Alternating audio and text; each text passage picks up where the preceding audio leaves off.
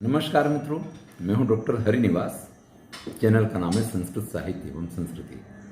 महाभारत की श्रेष्ठ कथाएं आप सुन रहे हैं। पांडव उत्तराखंड से आगे बढ़ते हुए गंधमादन पर्वत की तरफ जा रहे हैं।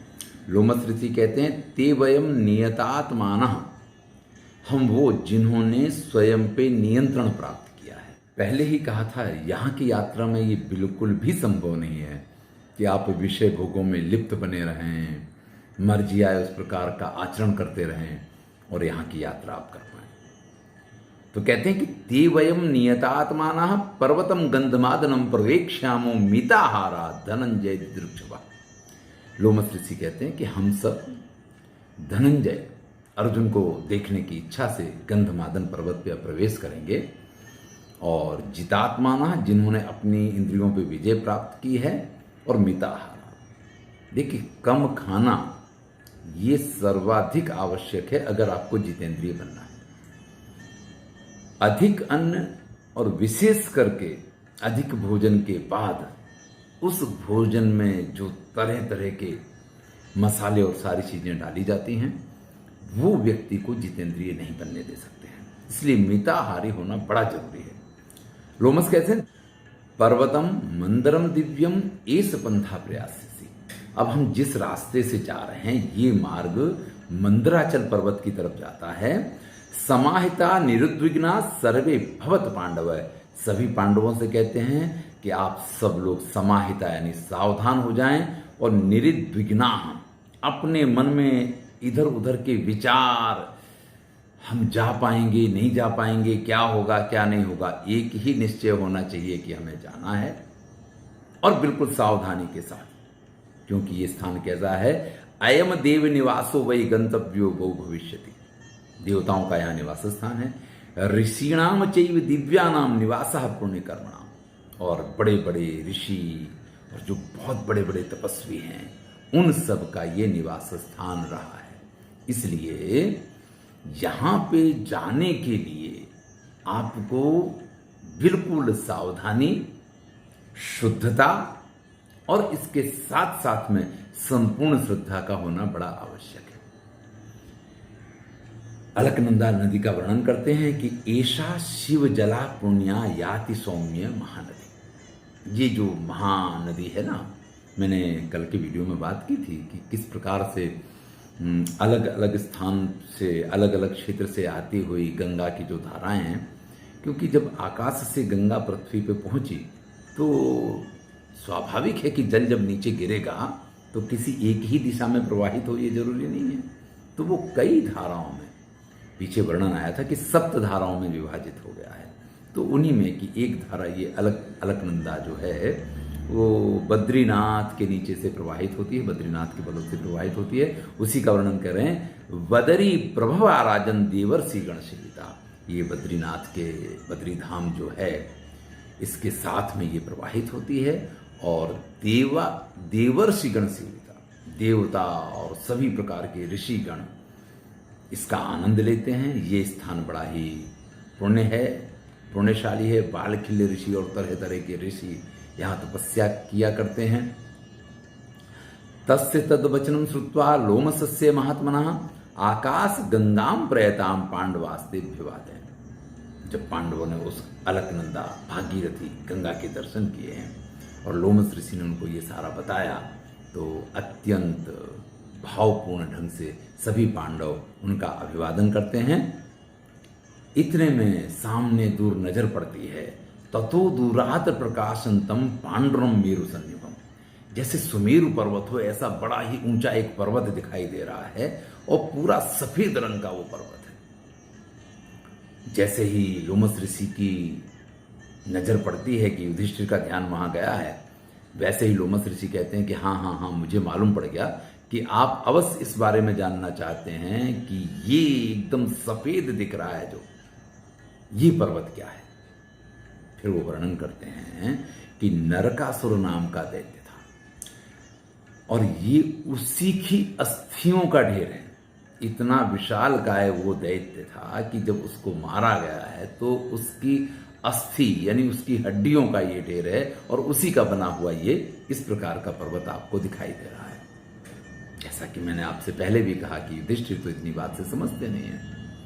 तो उन्होंने तुरंत उस कथा को पूछा।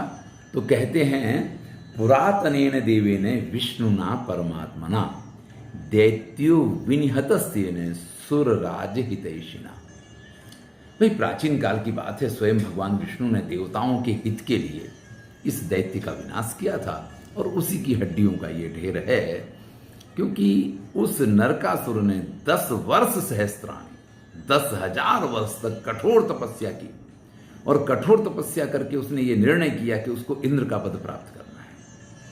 अब इंद्र व्यग्र हो गए और सीधे भगवान के पास जाते हैं, जैसा कि हम हमेशा जानते हैं कि भगवान इंद्र का ही पक्ष लेते हैं।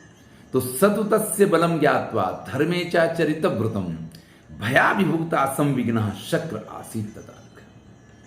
उस नरकासुर के उस कठिन तपस्या और उस तेज और उस बल शक्ति, इन सब चीजों को देख करके इंद्र घबरा गया और विष्णु के पास पहुंच जाते हैं, उनसे स्तुति करते हैं, प्रार्थना करते हैं कि भगवान अब इससे तो बचाओ। तो तुरंत ही विष्णु कहते हैं जानामि ते भयम शक्रे दैत्येन्द्रा नरकात् ततः।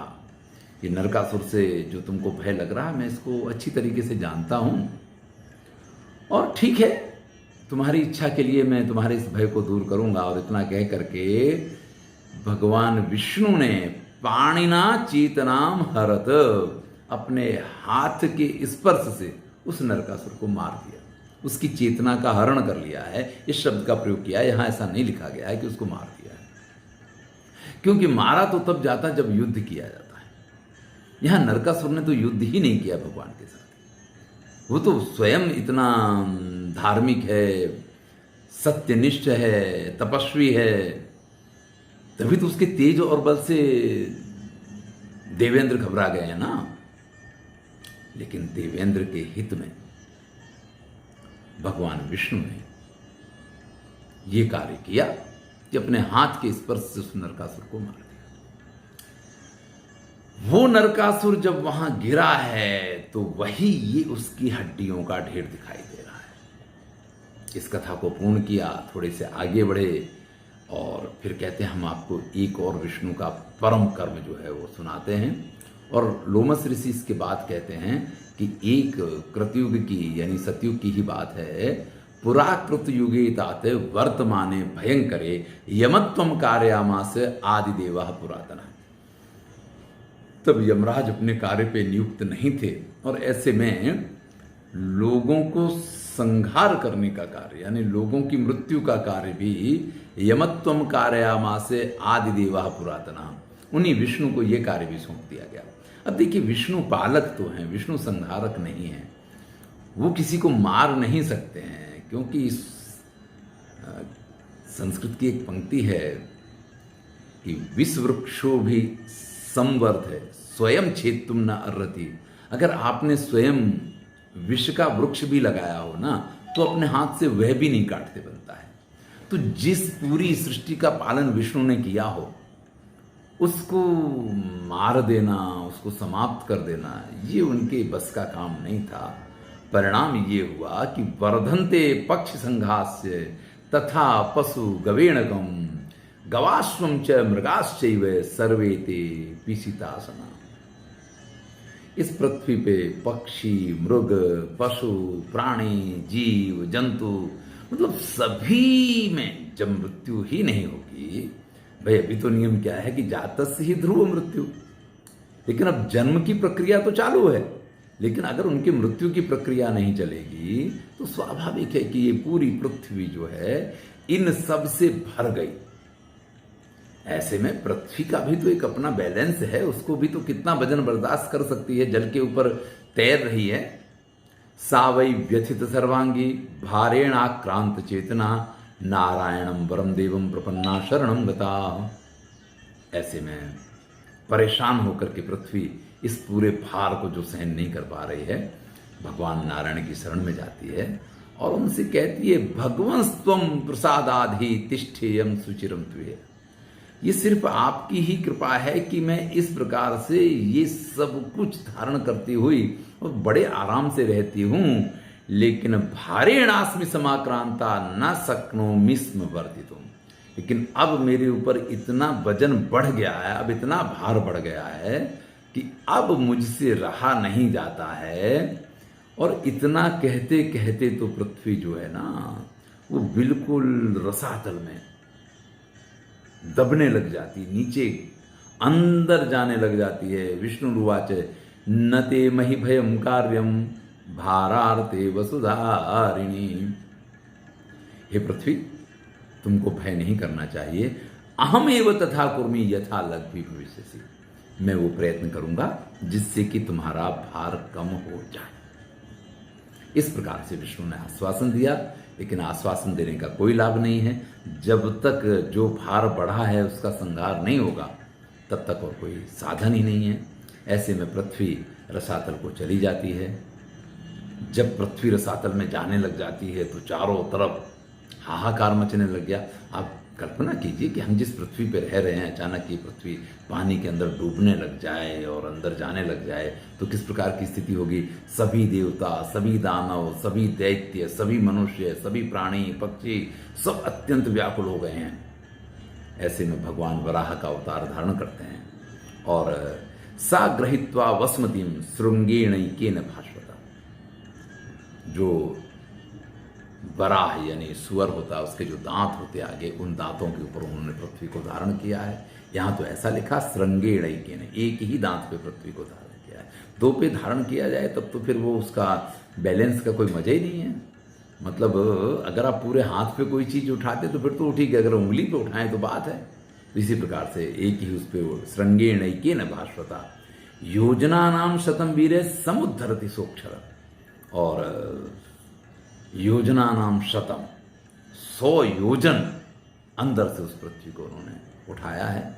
अब जब पृथ्वी को उठाया तो नीचे जा रही थी तब तो फिर भी सीधी सीधी जा रही थी, लेकिन जब उठाएगी और वो भी एक दांत पे उठाएगी तो फिर उसका तो बैलेंस बनाने के लिए वो हिलेगी डुलेगी। अब तो सारे देवताओं सभी अत्यंत भयभीत होकर के ब्रह्मा जी के पास गए कि महाराज ये आपकी सृष्टि में हो क्या रहा है। तब ब्रह्मा जी, महाराज ये सब आपकी सृष्टि में हो क्या रहा है। सैसा वसुमती कृष्णा योजना नाम सतम गता किमेतत किम प्रभावेण केनेदम व्याकुलम जगत। एक तो पहले से ही ये 100 योजन नीचे चली गई है और अब उसके बाद ये जो इसमें उथल पाथल मची हुई है, कहीं इधर हिल रही है, कहीं उधर डुल रही है, ये सब चल क्या रहा है। तब ब्रह्मा जी उनसे कहते हैं कि आप लोग घबराओ नहीं। यस्यामुद्धार्यमाणायाम संक्षोभा समझाया।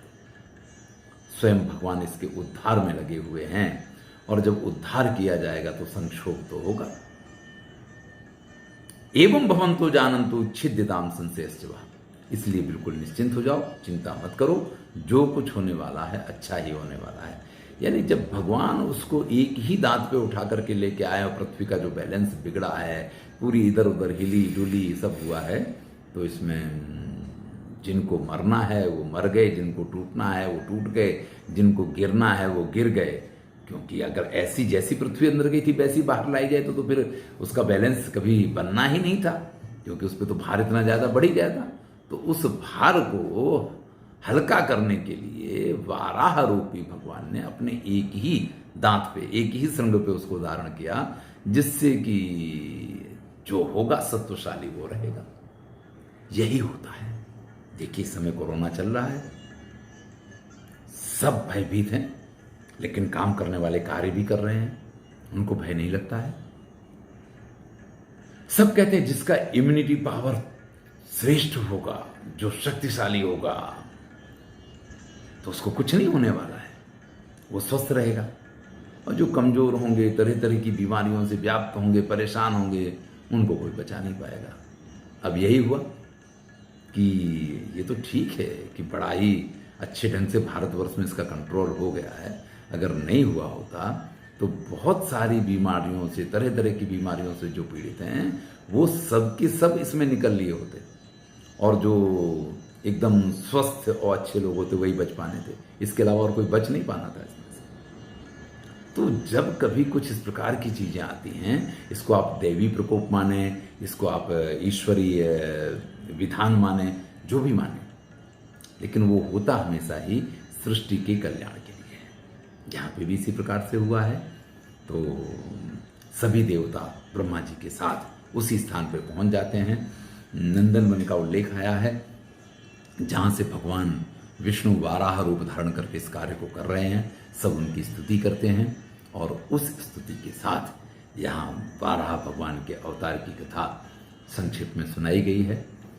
इसके बाद पांडवों से लोमस ऋषि कहते हैं चलिए आगे बढ़ते हैं, और जैसे ही वो गंधमादन पर्वत के पास पहुंचते हैं, पांचाली सहिता राजन प्रयुर गंधमादनम, वैसे ही वहां पहुंचते ही यहाँ स्थान तो बड़ा सुंदर है। ऋषि, सिद्ध, अयुतम, गंधर्व, अप्सराम, इन सब के यहाँ स्थान हूँ। कहीं आपको संगीत सुनाई दे रहा है, कहीं आपको कुछ सुनाई दे रहा है, दिखाई कोई नहीं दे रहा है।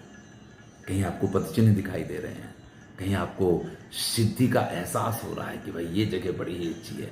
लेकिन तभी वहाँ जोरदार आंधी आती है। प्रविशस्यथ वीरेण पर्वतम गंधमादनम चंडवातम महदवर्षम प्रादुरासीद विषाम, भयंकर चंडवात शुरू हो जाता है। इतना भयंकर ये वायु का प्रकोप है, आवेग है कि जैसे पूरी पृथ्वी ही गोल घूम गई हो, ऐसा सबको प्रतीत होता है। पर्वत के शिखर पे यहाँ इस प्रकार की चीजें और भी अधिक कर्म करती हैं, उनकी असर और ज्यादा होती है। भीमसेन ने जैसे तैसे द्रौपदी को अपने साथ पकड़ के एक वृक्ष को पकड़ा, सभी लोगों ने जैसे तैसे अपने आप को वहां संभाला है, इसका उल्लेख पाया जाता है। मंदी भूते तुम अपने तस्मिन रजसी सामने थे, जब पवन कम हुआ, हवा चलनी कम हुई, तो एकदम से महद भीर जलधारा हो गई, वर्ष भ्याजगामा, भयंकर बरसात शुरू हो गया। और बरसात भी ऐसा नहीं, ततोस्म सहित आधारा, जिसमें बड़े बड़े, जिसको कहते हैं ओले पड़ना, ओलों के साथ में, बर्फ के साथ में वहां बरसात होनी शुरू हो जाती है। जब तक ये बरसात चलती है, सबकी हालत तस्मिन उपरते शब्दे वाते चा समतांगते गते ह्यम्यसि निम्नानि प्रादुर्भूते दिवाकरे। जब तक ये पूरी प्रक्रिया चली तब तक तो सबको ऐसा लगा कि आज तो बस जीवन का अंतिम क्षण है। लेकिन फिर क्योंकि जब खराब समय नहीं रहता है तो अच्छा नहीं रहता, और अच्छा नहीं रहता तो खराब भी नहीं रहता है। ये पवन शांत हो गया, बरसात बंद हो गई, जल निम्न स्थानों पे चला गया। वहां जल तो रुकता ही नहीं है, पर्वतीय क्षेत्रों में ऊपर के भाग में आप हैं तो वहां तो जल कहाँ आपको मिलेगा। उसके बाद जब सूर्य प्रकट होता है, प्रादुर्भूते दिवाकरे, तब सबके मन में जाकर के परम शांति का अनुभव होता है कि हाँ। और इस प्रकार से ये लोग गंधमादन पर्वत पे पहुंच गए हैं। आगे की कथा हम अगले वीडियो में सुनेंगे। मैं हूं डॉक्टर हरिनिवास और चैनल का नाम है संस्कृत साहित्य एवं संस्कृति। महाभारत की श्रेष्ठ कथाएं चल रही हैं, आनंद लीजिए और मित्रों के साथ शेयर कीजिए।